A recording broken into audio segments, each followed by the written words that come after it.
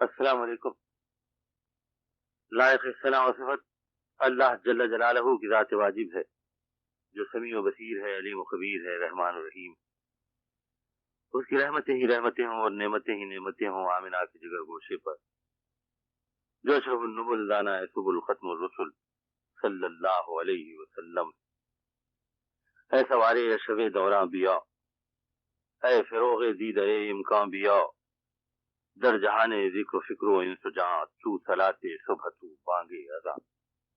روایتیں ہیں کہ اللہ کا نبی بھوکا تھا، کوئی نہیں کہہ سکتا کہ کب سے۔ بھوک نے بہت ستایا تو آپ چپکے سے اپنی جگہ سے اٹھے، غار کے باہر تشریف لے آئے۔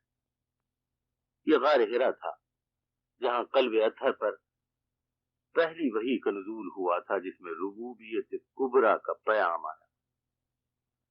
اس وقت یہاں رسالت پناہ صلی اللہ علیہ وسلم کے ساتھ حضرت ابوبکر صدیق بھی موجود تھے۔ نبوت کا اعلان ہوتے ہی حضرت ابوبکر ایمان لے آئے تو وہ بھی اکثر غار ہرا میں حضور رسالت مآب صلی اللہ علیہ وسلم کے ساتھ عبادت میں شریک ہو جایا کرتے تھے۔ کئی کئی دن یہاں ساتھ گزرتے، کھانے پینے کا سامان بھی ساتھ رہتا، لیکن آج فاقہ تھا۔ حضور صلی اللہ علیہ وسلم غار سے باہر تشریف لائے تو ملاحظہ فرمایا کہ آگے بکریوں کا ایک ریوڑ چر رہا، پاسی چرواہا کھڑا ہے۔ آپ صلی اللہ علیہ وسلم نے چرواہے کو آواز دی، اس نے نظریں اٹھائی، دیکھا نگاہ برق نہیں، چہرہ آفتاب نہیں، وہ آدمی ہے مگر دیکھنے کی تاب نہیں۔ تو ادب سے سر جھکا کر کھڑا ہو گیا۔ آپ نے دریافت فرمایا کہ کیا تمہارے پاس دودھ ہے؟ چرواہے نے جواب دیا کہ یہ دودھ دینے والی بکریاں نہیں، شاید ایک بکری سے کچھ دودھ مل جائے، اگر ارشاد ہو تو لے آؤں۔ چرواہے کے پاس ایک بڑا پیالہ تھا، اس نے اس میں دودھ دوہنا شروع کیا، امید تھی کہ تھوڑا بہت دودھ نکل آئے گا، مگر یہ کیا، یہاں تو پیالہ بھر گیا اور تھنوں میں اب بھی دودھ باقی تھا۔ یہ ضرور کوئی خاص بات تھی، چرواہے نے سوچا، مگر یہ معجزہ اس کی سمجھ میں نہ آیا۔ دل کہتا تھا کہ سنبھل کے چل۔ چرواہے نے بڑی عقیدت اور بڑے احترام سے وہ پیالہ اس ذات اقدس کو پیش کیا جس نے دودھ کی خواہش کی تھی۔ پہلے حضور اکرم صلی اللہ علیہ وسلم نے سیر ہو کر دودھ پیا، پھر حضرت ابوبکر صدیق نے۔ جب دونوں کے پیٹ بھر گئے تو جناب رسالت پناہ نے چرواہے سے فرمایا کہ تم بھی دودھ پیو۔ خدا کی دین ہے جس کو نصیب ہو جائے۔ چرواہے نے بھی جی بھر کر دودھ پیا اور اپنی قسمت پر ناز کرتا گیا۔ عجب نعمت تھی جو اس کے حصے میں آئی تھی۔ اللہ نے اس بکری کی دودھ میں بعد میں اتنی برکت دی کہ ریوڑ کا مالک چرواہے سے بار بار پوچھتا تھا کہ آج کل میری بکریاں بہت موٹی ہو رہی ہیں، تم انہیں چرانے کے لیے کہاں لے جاتے ہو؟ یہ چرواہا کالا کلوٹا، دراز قامت، موٹے موٹے ہونٹ اور گھنگری والے بالوں والا غلام تھا، لیکن اسی غلام کے بارے میں اللہ کے رسول نے ارشاد فرمایا کہ بلال حبشہ کا سردار ہے اور غلاموں میں سب سے پہلا مسلمان۔ حضرت بلال ان جلیل القدر صحابہ کرام میں سے ہیں جو اس وقت مسلمان ہوئے جب اہل ایمان انگلیوں پر گنے جاتے تھے۔ ایک روایت سے معلوم ہوتا ہے کہ سیدنا حضرت بلال حبشی 8ویں مسلمان ہیں۔ جو مظالم حضرت بلال حبشی پر ایمان، آگہی اور عرفان کی وجہ سے ٹوٹے، ان کی نظیر تاریخ عالم میں نہیں مل سکتی۔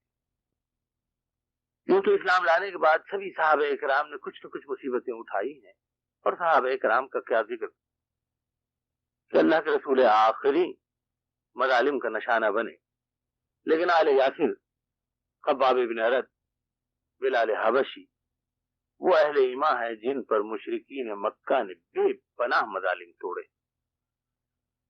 حضرت ورقہ ابن نوفل سے ایک روایت ہے، کہتے ہیں کہ آخری زمانے میں میں آنکھوں سے معذور ہو گیا تھا، کسی کا ہاتھ پکڑے وادی بطحا سے گزر رہا تھا کہ ایک طرف سے مجھے دل خراش چیخوں کی آوازیں آئیں۔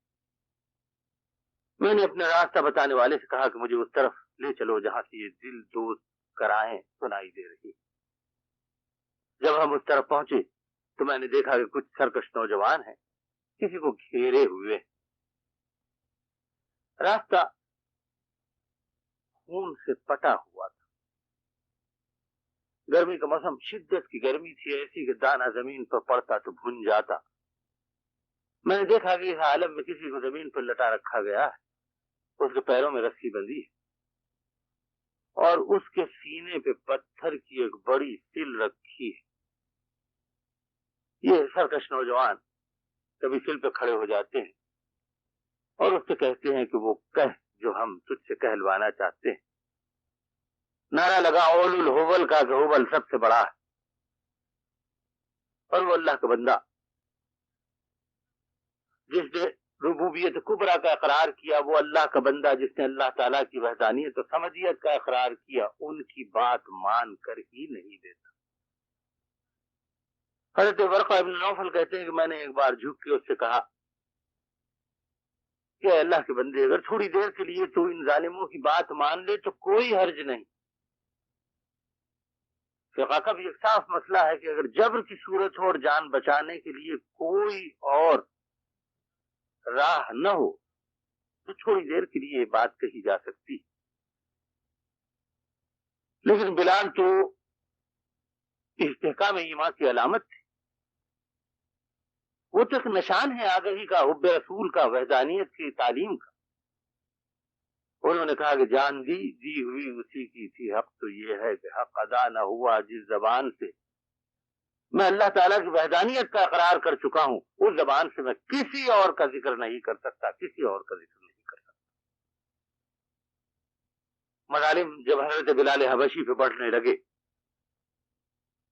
तो हजरत अबू बकर सिद्दीक रज़ी अल्लाह ताला अन्हु ने उमय्या इब्न खलफ को कहलवाया कि मैं तुम्हारे इस गुलाम को खरीदना चाहता हूं।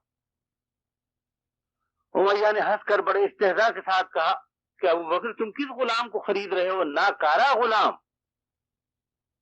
जवाब मिला कि उमय्या, तू क्या जाने इसकी मंजिलत को, इसके मुकाबले में तो यमन की बादशाही भी कोई चीज नहीं। हजरत अबू बकर सिद्दीक ने अपना गुलाम दिया बदले में, और रिवायतें हैं कि अंडे के बराबर सोना देकर उमय्या इब्न खलफ के मज़ालिम से हजरत बिलाल हबशी को छुड़ाया। हजरत बिलाल समानी की रिवायत के मुताबिक कोश इब्न साम की औलाद में है। कोश हजरत नूह के पोते थे। उन्होंने हबशा में सुकूनत इख्तियार कर ली थी, लेकिन हजरत उमर हजरत बिलाल को यमन के कबीले कसम का फर्ज बताते। कसम हबशा से आकर यमन में बस गए। हजरत बिलाल हबशी उमय्या इब्न खलफ से छूटने के बाद हुजूर सरवर कौनैन सल्लल्लाहु अलैहि वसल्लम के साथ रहने लगे। नबूवत का 6वां साल था। अल्लाह के रसूल पर मज़ालिम की इंतहा हो गई थी। हुजूर सरवर कौनैन सल्लल्लाहु अलैहि वसल्लम एक मरहले पर जब आपकी जान को बड़ा सख्त खतरा लाहक होता है, सूख तारीन में उम्मुल मोमिनीन हज़रत खदीजतुल कुबरा के मकान से सफा की तले में दार अरकम में मुंतकिल हो जाते हैं, जो एक कलानुमा मकान था हज़रत अरकम इब्न अरकम का। यहाँ अल्लाह के रसूल ठहरे हुए थे कि इस्लामी तारीख के 2 अहम वाक़े यहाँ रूनुमा होते। एक दिन सरवर कौनैन सल्लल्लाहु अलैहि वसल्लम सफा की पहाड़ी पे सुबह सुबह निकलते हैं। वहां अबू जहल अल्लाह के रसूल को तनहा देख लेता है तो हुजूर रिसालत सल्लल्लाहु अलैहि वसल्लम को बुरा भला कहता है, और जब इससे भी उसके दिल की आग ठंडी नहीं होती तो एक पत्थर से हुजूर रिसालत सल्लल्लाहु अलैहि वसल्लम को निशाना बनाता है। हुजूर रिसालत सल्लल्लाहु अलैहि वसल्लम के चचा हजरत अमीर हमजा को जब ये तफसील मालूम होती है तो वो खाने काबा पहुंचते हैं और बनी मखजूम की टोली में जहां अबू जहल बैठा हुआ था पहुंचकर अपनी कमान उसके माथे पे दे मारते हैं और उससे कहते हैं कि ये तू न समझना कि मैं अपने भतीजे की हमीयत में खून के रिश्ते की वजह से ये कुछ कर रहा हूं, बल्कि मैं अब सीधा उनके पास जा रहा हूं और उनके दस्ते हक परस्त पर ईमान ले आऊंगा। سیدنا حضرت بلال حبشی دار ارقم کے دروازے پہ کھڑے ہوئے تھے کہ انہوں نے دیکھا کہ آگے سے ایک بالا بلند قد کا شخص چلا آ رہا، پر تلے سے تلوار بدی۔ یہ تو وہ فرد تھا جسے وادی بطحا کا بچہ جانتا تھا۔ حکاز ذوالمجنہ ذوالمجاز کے بازاروں میں اس کی شمشیر زنی اور شہ سواری کی دھاک بیٹھی ہوئی تھی۔ اللہ تعالیٰ نے عجیب ذہن دیا تھا۔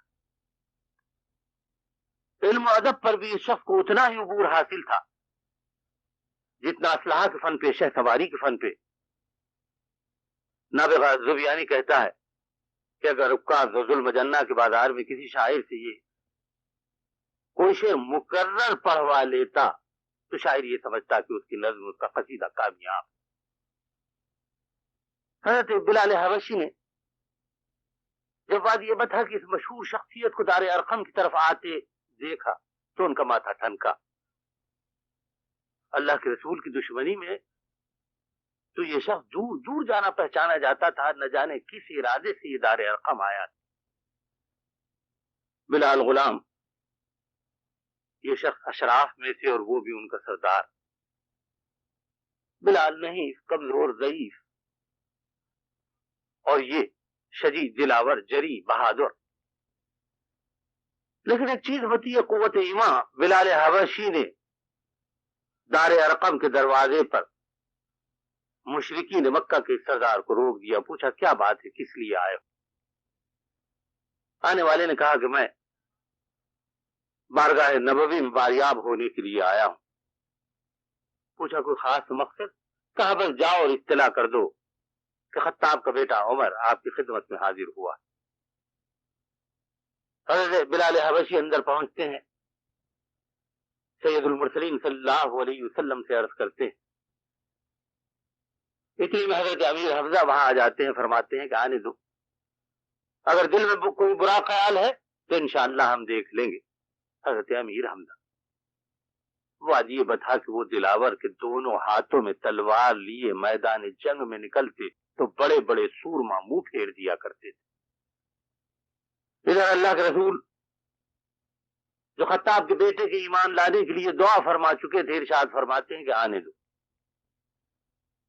عمر ابن خطاب دار ارقم میں داخل ہوتے ہیں، سرنگوں، پشیماں پشیماں، پریشاں پریشاں، ہراتا ہراتا، آہستہ آہستہ قدم اٹھاتے ہوئے اللہ کے رسول کے قریب پہنچتے ہیں تو رسالت پناہ ان کے سینے پہ ہاتھ رکھتے ہیں اور پوچھتے ہیں کہ خطاب کے بیٹے کس ارادے سے آئے ہو؟ اور یہاں سر جھکا کے خطاب کے بیٹے عرض کرتے ہیں کہ اے اللہ کے رسول آخری، آپ کی رسالت کی شہادت دینے کے لیے حاضر ہوا۔ صحابہ کرام جو دار ارقم میں جمع ہیں خوشی سے اللہ اکبر کا نعرہ لگاتے ہیں۔ یہ نعرہ اس قدر زور سے بلند ہوتا ہے کہ صفا و مروہ کے دل دہل جاتے۔ حضرت عبداللہ ابن مسعود نے کہا کہ عمر ابن خطاب نے ایمان قبول کیا تو اللہ تعالیٰ نے اسلام کو ان کے ذریعے سے شوکت عطا فرمائی۔ یہی موقع ہے کہ مسلمان برملا خانہ کعبہ میں باجماعت نماز امام الانبیاء صلی اللہ علیہ وسلم کی امامت میں ادا کرتے۔ سیدنا عمر ابن خطاب امیر المومنین بن گئے بھی تو یہ لمحہ ان کے دل سے کبھی فراموش نہ ہوا۔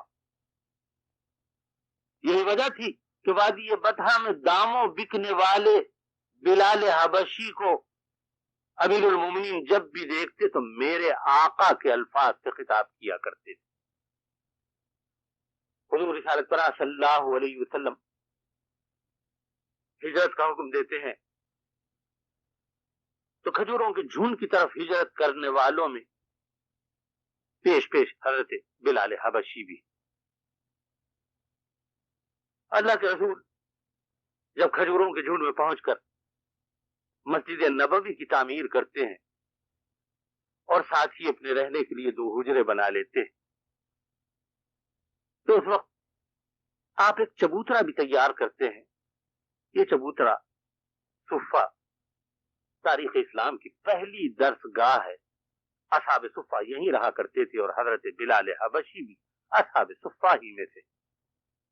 ان کے جلیل القدر ساتھیوں میں ہیں حضرت ابو ذر غفاری، حضرت ابو ہریرہ،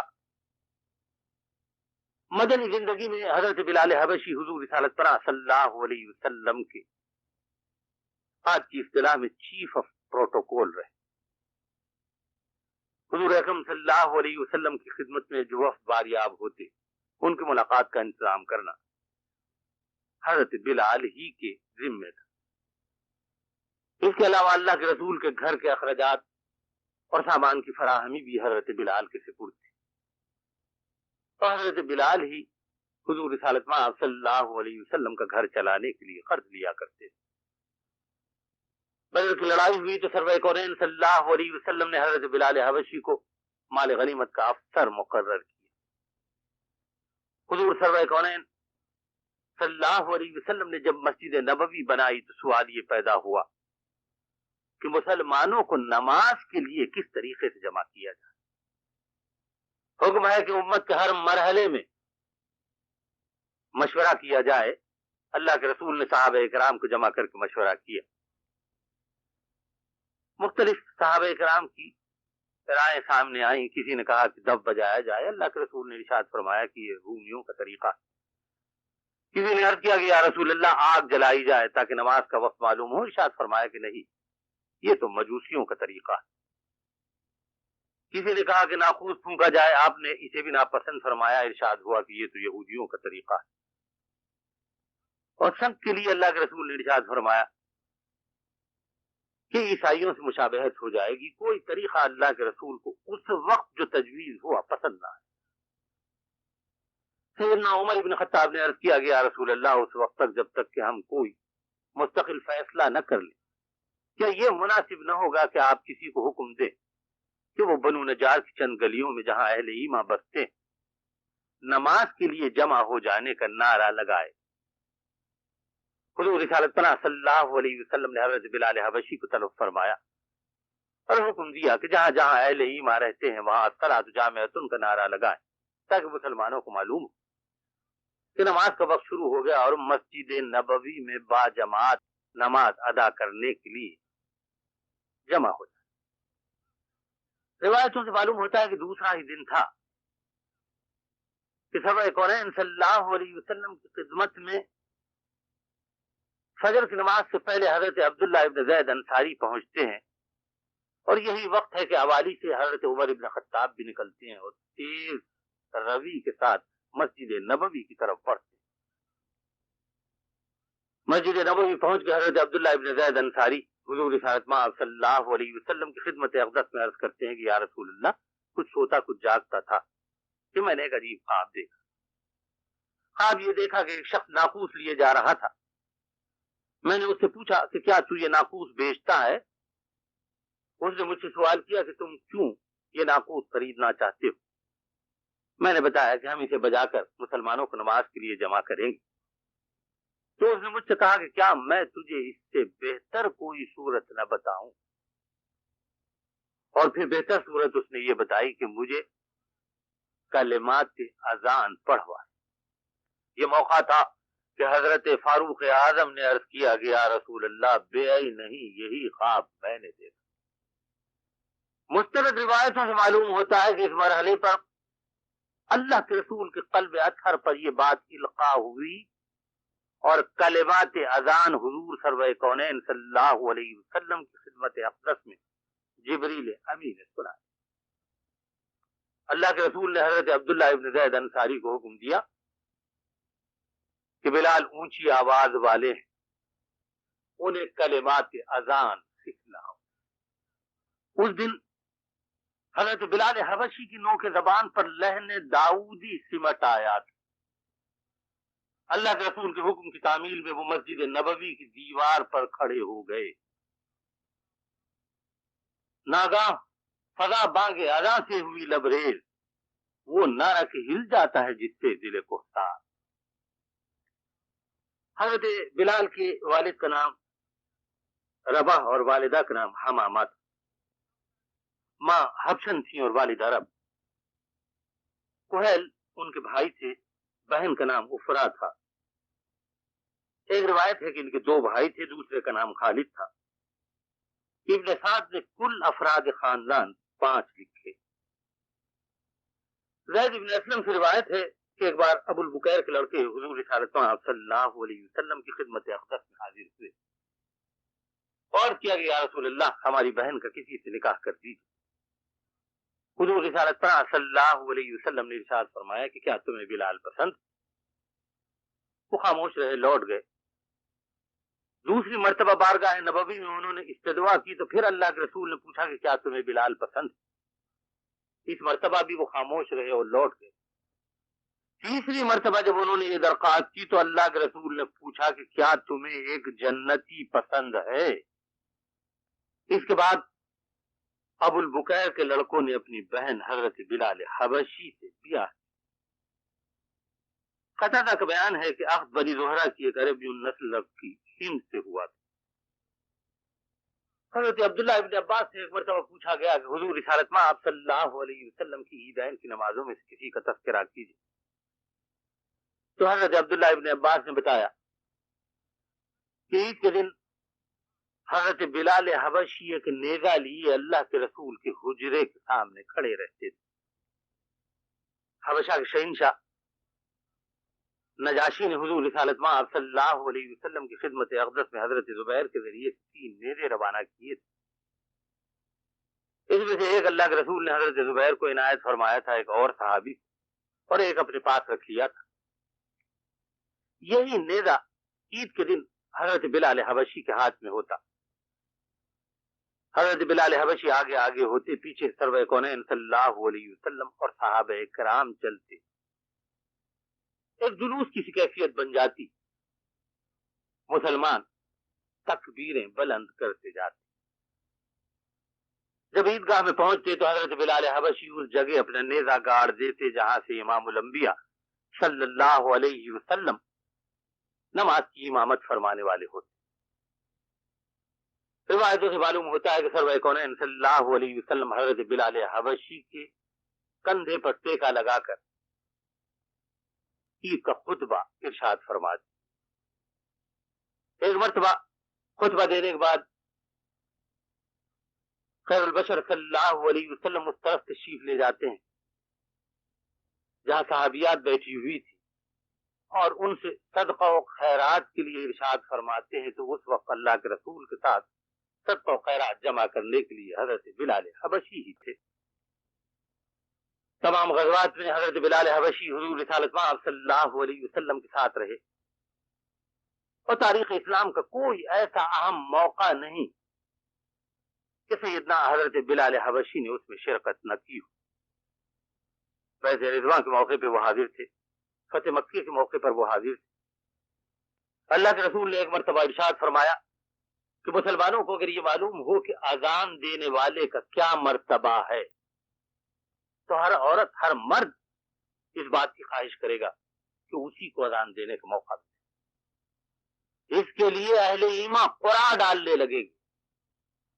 حضرت امیر معاویہ کی روایت، اللہ کے رسول نے ارشاد فرمایا کہ قیامت کے دن اللہ تعالیٰ اذان دینے والوں کو بلند تر کر دے، ان کی گردنیں اٹھی ہوئی ہوں گی۔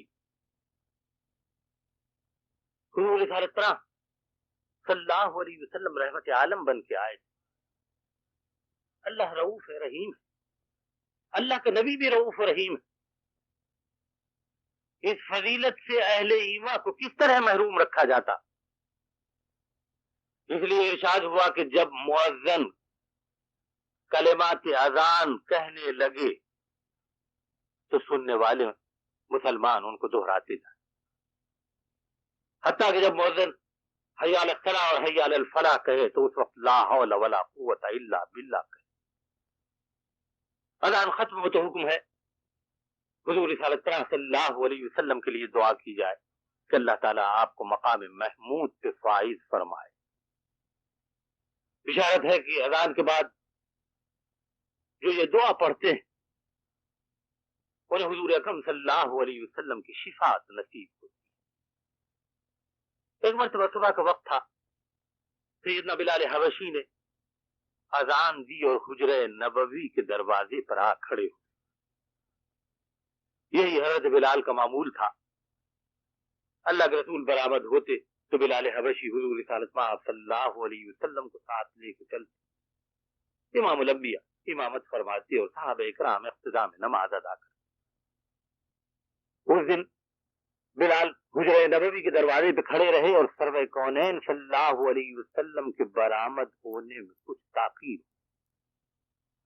कुछ नहीं मालूम कितना वक्त गुजरा। हिदाया की रिवायत है कि बेअख्तियार सैयदना हजरत बिलाल की जबान से निकला अस्सलातु खैरुम मिनन नौम। ये फिक्रा मुकम्मल हो ही रहा था कि नबी आखिर ज़मा सल्लल्लाहु अलैहि वसल्लम बरामद हुए। मुस्कुरा के हजरत बिलाल हबशी की तरफ देखा और इरशाद फरमाया कि सुबह की अजान में इस फिक्रे को भी शामिल कर। वो दिन और कयामत तक कलमात अजान में किसी किस्म की तब्दीली नहीं हो सकती। बाद रिवायतों से मालूम होता है कि कुछ लोग हैं मुफव्विज़ा जो एक आध जुमले की तब्दीली करते हैं, लेकिन उन्हीं लोगों में से भी जो रासिखुल अकीदा हैं वो अजान में किसी तब्दीली के कायल नहीं। अजान के अल्फाज सहाबा इकराम को बताए गए, अब्दुल्लाह इब्न ज़ैद अंसारी को, उमर इब्न खत्ताब, फिर अल्लाह के रसूल के क़ल्ब अतहर पर इल्क़ा हुए। जिब्रील ये अल्फाज भी बारगाह खुदाबंदी से लाए। इनमें कमी बेशी का किसी फर्द बशर को कयामत तक इख्तियार हासिल रही। सन 8 हिजरी रमजान के दिन से मक्का फतह हो चुका था। हुजूर सल्लल्लाहु अलैहि वसल्लम तवाफ के बाद मस्जिद हराम में एक तरफ तशरीफ फरमा अपने और पराए सब जमात के इतने में हजरत बिलाल हबशी की तलबी हुई। हुक्म हुआ कि उस्मान इब्ने तलहा के पास जाओ और काबतुल्लाह की चाबी ले आओ। हजरत बिलाल उस्मान के घर गए। ये काबतुल्लाह के निगरानकार थे। एक जमाने से ये सआदत उस्मान के खानदान में चली आ रही थी। उस्मान इब्ने तलहा ने बिलाल की जबानी पैगाम सुना तो अपनी वालिदा के पास गए। बोले कि पैगंबर इस्लाम ने चाबियां तलब की हैं, क्या करूं क्या न करूं। वालिदा ने कहा बेहतर ये है कि तुम खुद चाबियां लेकर खिदमत अक़दस में चले जाओ। चाबियां आई तो हुजूर अकरम सल्लल्लाहु अलैहि वसल्लम ने काबतुल्लाह का दरवाजा खुलवाया और अंदर तशरीफ ले गए। आपके पीछे आपके सबसे बड़े नवासे अली इब्न अबुल आस थे, फिर बिलाल हबशी, उसामा इब्न ज़ैद, उस्मान इब्न तलहा भी अंदर गए। बाद में दरवाजा बंद कर दिया गया। अल्लाह के रसूल देर तक वहां ठहरे रहे।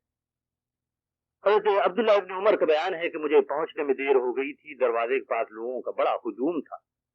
मैं पहुंचा तो खालिद इब्न वलीद दरवाजे पर खड़े चौकीदारी कर रहे थे।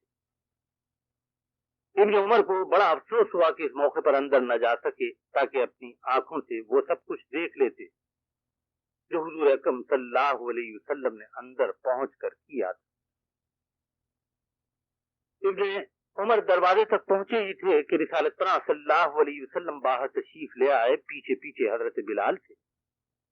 हजरत अब्दुल्लाह इब्न उमर जो अल्लाह के रसूल के उसवे हसना की एक एक तफसील मालूम करने में हरीफ थे, फौरन हजरत बिलाल के पास पहुंचे और उनसे तफसीलात मालूम कर ली ताकि कोई बात हाफिजे से रह न जाए। ये वक्त जोहर का वक्त था। अल्लाह के रसूल आखिरी ने बिलाल हबशी को तलब किया। इरशाद फरमाया कि अजान दो। वही जगह जहां बिलाल खुदा का नाम लेकर लहूलहान हो चुके थे, वही जगह जहां अबू ज़र ग़िफ़ारी सिर्फ इसलिए खून में नहलाए गए थे कि उन्होंने अल्लाह ताला की वहदानियत का ऐलान किया था।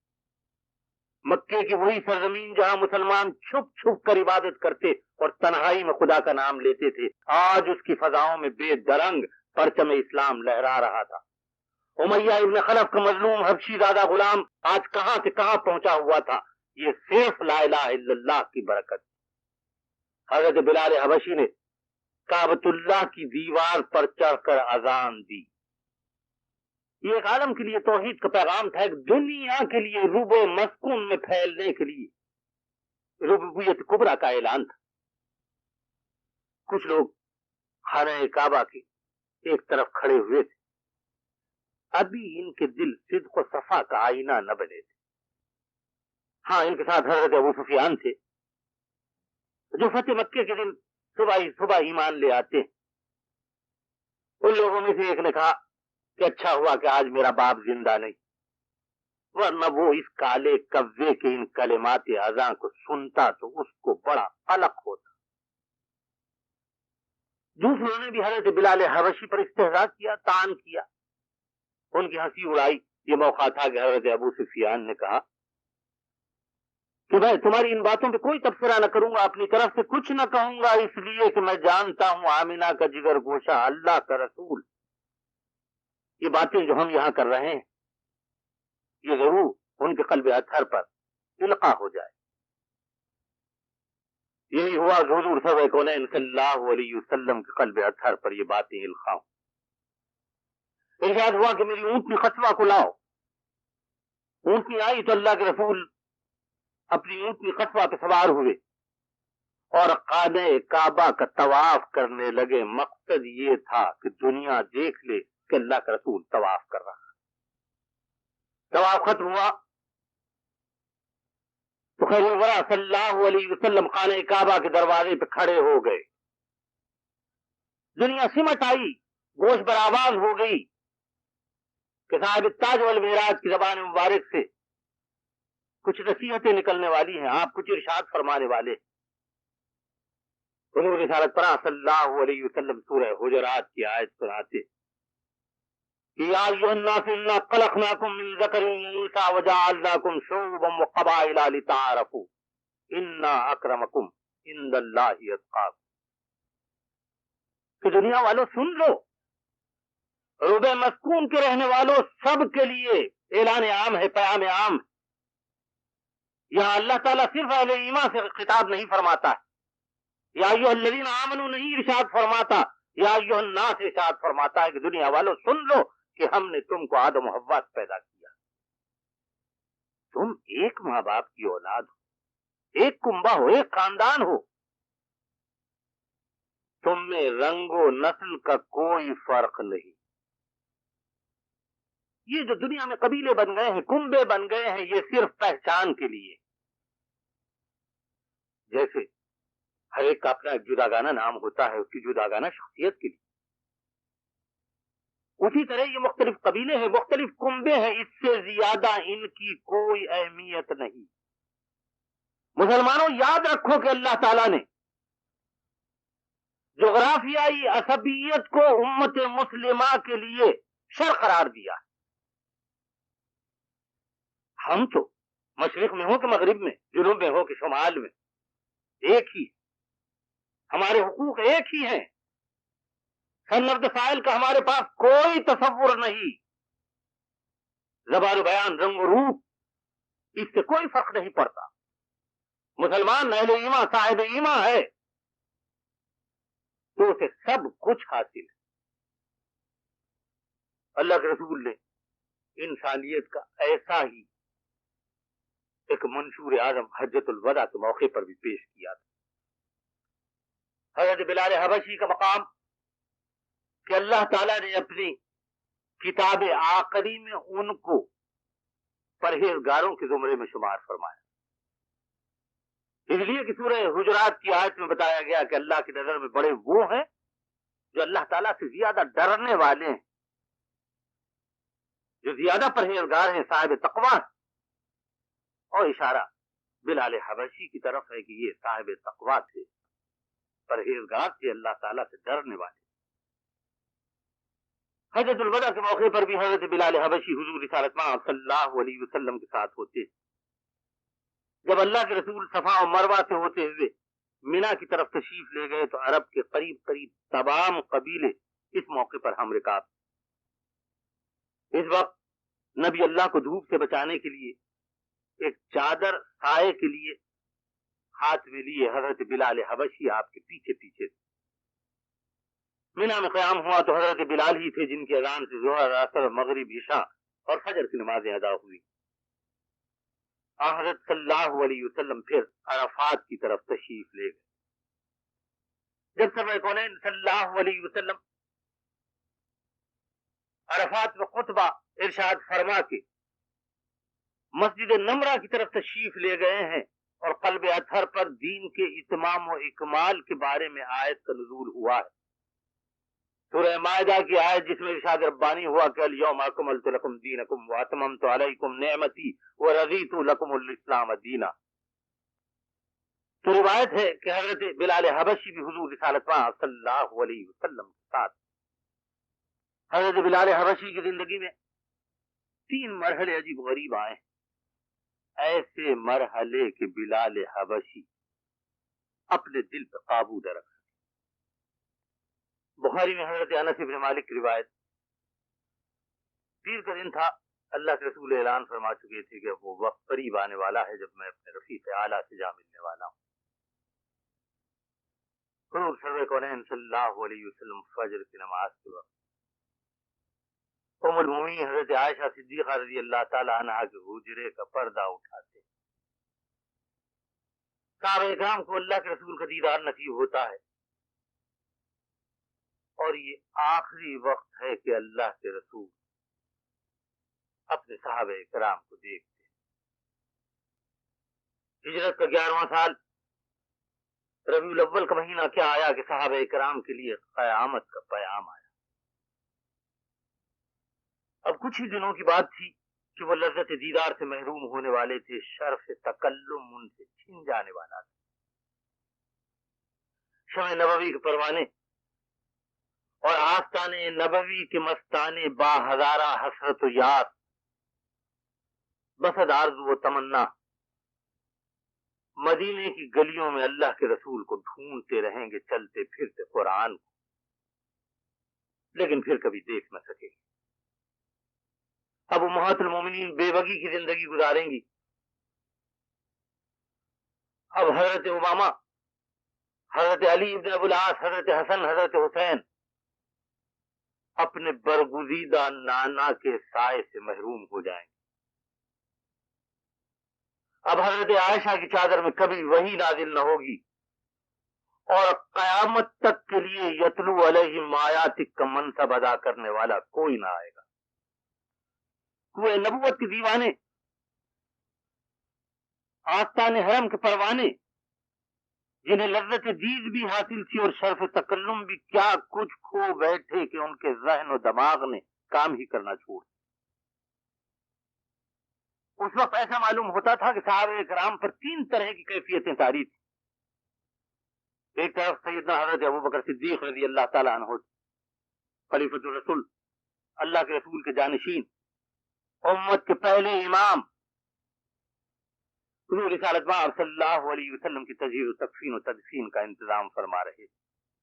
اہل ایمان حضرت ابوبکر کی خدمت میں حاضر ہوتے، پوچھتے کہ اللہ کے رسول کہاں دفن کیے جائیں گے؟ صدیق اکبر بتاتے کہ پیغمبر جس جگہ دنیا سے پردہ فرماتا ہے اسی جگہ امانتاً قیامت تک سپرد زمین کیا جاتا ہے۔ یہ شرف، یہ منزلت حضرت عائشہ صدیقہ کے حجرے کو حاصل ہوگی۔ حضور اکرم نے وصیت فرمائی تھی کہ آپ کو کون نہلائے گا؟ حضور اکرم صلی اللہ علیہ وسلم نے وصیت فرمائی تھی کہ کون کفن پہنائے گا؟ حضور اکرم صلی اللہ علیہ وسلم نے وصیت فرما دی تھی کہ کون آپ کی قبر کھودے گا؟ سیدنا صدیق اکبر اس کا انتظام کرتے پھرتے، لوگوں کو دلاسا دیتے ہیں، تشفی دیتے ہیں۔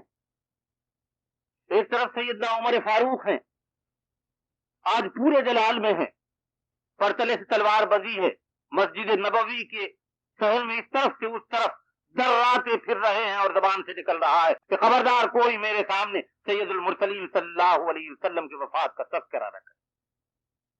حضور اکرم صلی اللہ علیہ وسلم کی محبت، اللہ کے رسول سے عشق انہیں اس بات کی اجازت ہی نہیں دیتا کہ وہ یہ سنیں کہ سرور کونین صلی اللہ علیہ وسلم نے دنیا سے پردہ فرمایا۔ ایسے ہی بے پناہ جذبات کے سیلاب صحابہ اکرام کا ایک اور گروہ، اس میں سیدنا حضرت عثمان غنی ہیں، حضرت بلال حبشی ہیں، خاموش ہیں، چپ ہیں، کیا کچھ کھو دیا تھا انہی کا دل جانتا ہے، زبان سے ایک لفظ نہیں نکلتا، فضا میں گھورے جا رہے ہیں۔ حضور صلی اللہ علیہ وسلم کی خدمت اقدس میں گزرا ہوا ایک ایک لمحہ ان کو یاد آ رہا ہے، اور دل پر فہم ضربات شدید لگاتا جا رہا ہے۔ ایک عالم اضطراب میں سیدنا بلال حبشی اپنی جگہ سے اٹھتے ہیں، خیر آپ اس طرف لے چلتے ہیں جہاں مسجد نبوی کی وہ دیوار ہے جس پر کھڑے ہو کر بلال حبشی مؤذن بارگاہ نبوی اذان دیا کرتے تھے۔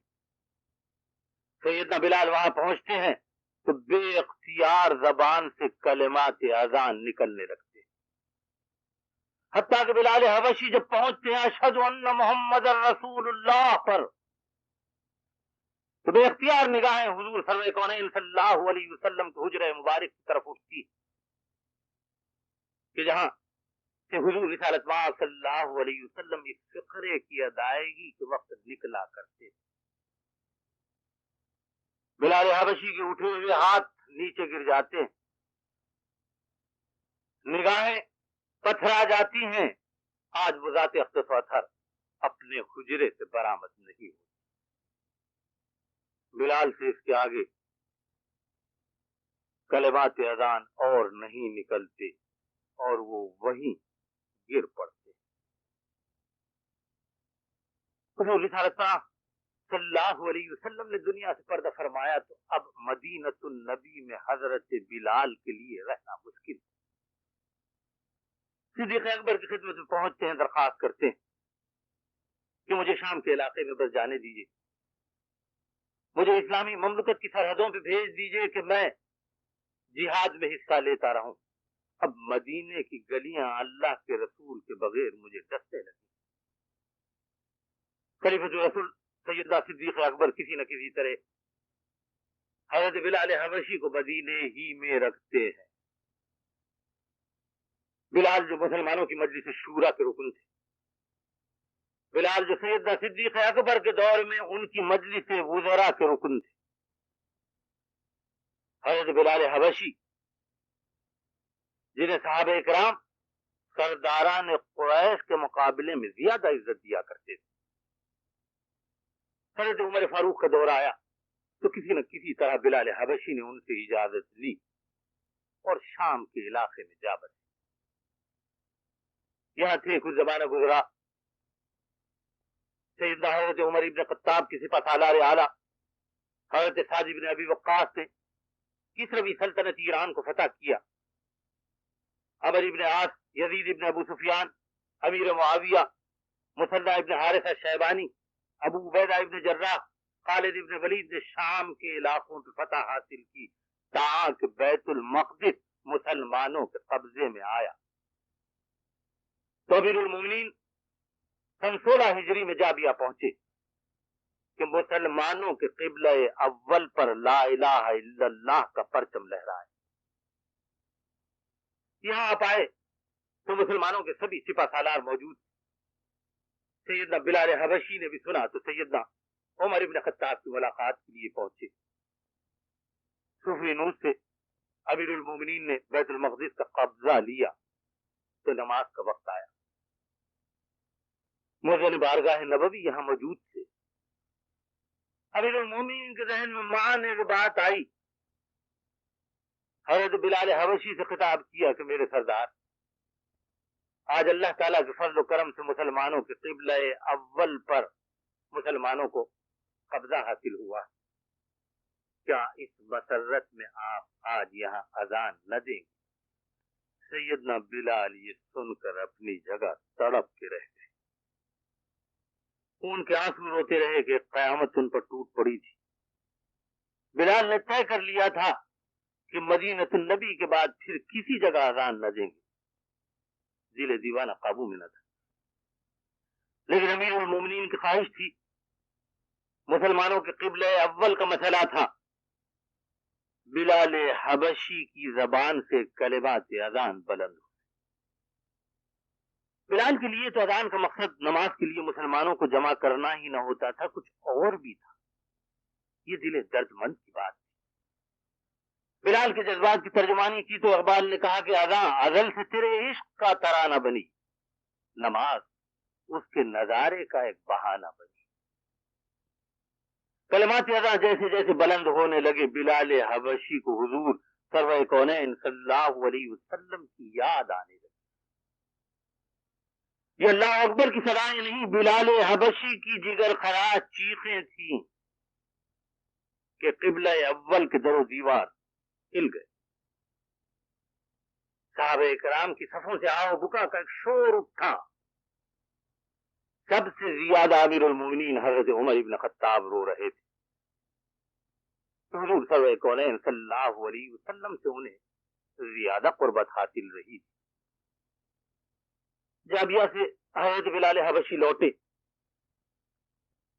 شام میں آ کے رہ گئے۔ شام کے دور دراز علاقے میں زندگی کے دن پورے ہو رہے تھے۔ مسجد نبوی کی خاک کو سرمہ چشم بنے بہت دن گزرے تھے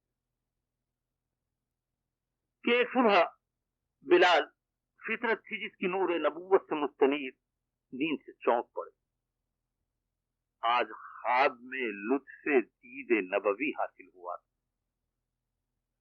اور کس شان سے کہ آقا انعامدار صلی اللہ علیہ وسلم نے ارشاد فرمایا کہ بلال، کیا ابھی وقت نہیں آیا کہ تم ہماری زیارت کے لیے آؤ؟ دیوانے کو تو روح کی ضرورت تھی، کیا حکم تھا اور کس کا حکم تھا کہ دل دیوانہ ایک لمحے کے لیے رک نہ سکا۔ نہ گھر کی فکر تھی، نہ سامان سفر کا خیال، کسی بات کا بلال کو ہوش ہی نہ تھا۔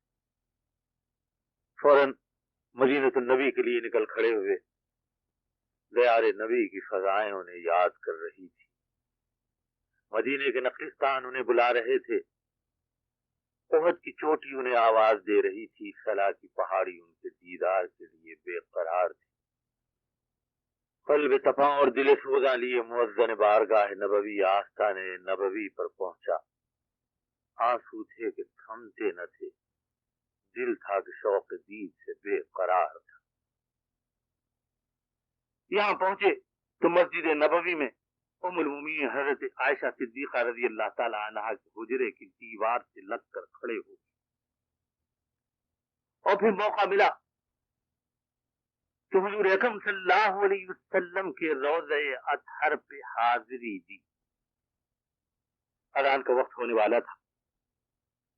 ایک روایت ہے کہ اس وقت حضرت حسن اور حضرت حسین وہاں تشریف لائے۔ دیکھا کہ بلال حبشی ہیں تو کہا کہ بلال، تم یہاں ہو تو کیا آج فجر کی نماز کی اذان نہ دو گے؟ اللہ کے نبی کے ان جگر گوشوں نے کس زخم کو کریدا تھا۔ بلال دل پکڑ کر رہ گئے، بھلا آقا زادوں کا حکم ٹالا جا سکتا تھا۔ مسجد نبوی کی چھت پر چڑھ گئے اور بولے کہ اب کہاں میرے نفس میں وہ حرارت، وہ گداز؟ مگر بلال کا دل تو حرارت و گداز کا گنجینہ تھا، درد و سوز و آرزو مندی کا خزینہ تھا۔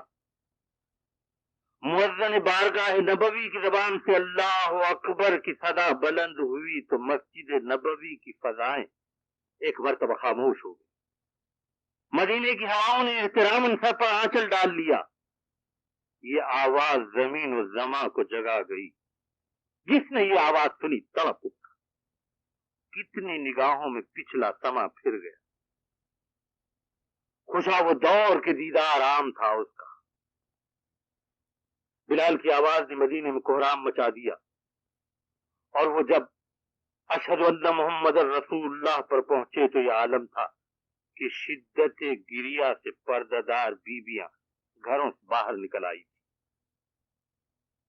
کہتے ہیں کہ اہل مدینہ اس روز جتنا روئے اتنا پھر کبھی نہ روئے۔ نوائے جگر گداز کے حامل بلال کی آخری اذان تھی۔ اس کے بعد بلال شام لوٹ گئے اور پھر کچھ زیادہ دن جی نہ سکے۔ حضور رسالت باب صلی اللہ علیہ وسلم کے مؤذن حضرت بلال حبشی ایمان و استحکام و آگہی کی علامت تھے۔ قیامت تک جب بھی مسلمانوں کی صعوبتوں کا تذکرہ ہوتا رہے گا، ایمان کے لیے سیدنا بلال حبشی نے جو تکلیفیں اٹھائیں وہ ہمارے لیے درس ثابت ہو۔ حضور سرور کونین صلی اللہ علیہ وسلم کی ذات اقدس سے سیدنا حضرت بلال حبشی کو جو محبت تھی اس کا اندازہ بھی نہیں لگایا جا سکتا۔ اللہ تعالیٰ اگر اس کا ہلکا سا پرتو ہمارے دلوں پر بھی ڈال دے تو ہمارے نصیب جاگ اٹھے۔ وہ صلی اللہ تعالیٰ علی خیر خلقی سیدنا محمد و آلہ و اصحابہ اجمعین برحمتک یا ارحم الراحمین۔